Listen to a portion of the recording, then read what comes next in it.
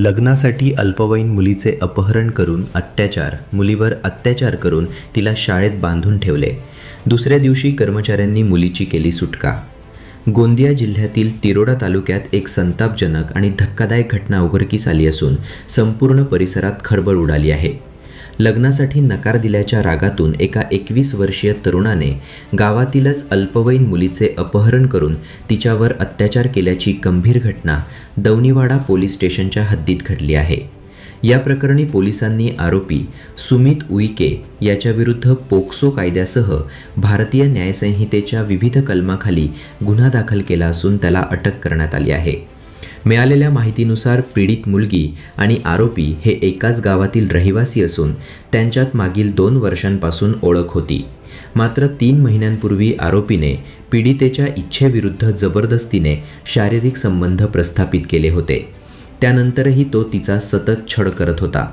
घटनेच्या दिवशी आरोपीने मुलीला जीवे मारण्याची धमकी देत जबरदस्तीने दुचाकीवर बसवले आणि तिचे अपहरण केले।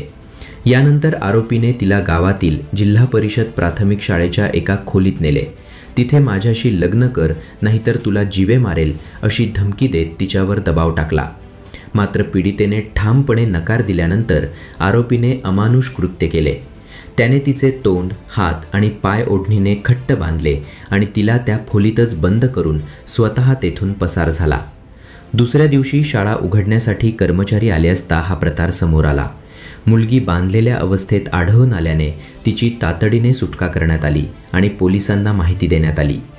या घटनेमुळे संपूर्ण तालुक्यात भीतीचे आणि संतापाचे वातावरण निर्माण झाले आहे। या प्रकरणात दौनीवाडा पोलिसांनी तात्काळ कारवाई करत आरोपीचा शोध घेतला आणि रात्री उशिरा त्याला अटक केली।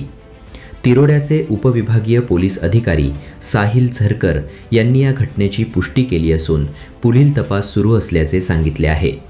दरम्यान या घटनेनंतर महिलांच्या सुरक्षेचा प्रश्न पुन्हा ऐरणीवर आला असून आरोपीवर कठोर कारवाईची मागणी नागरिकांकडून केली जात आहे।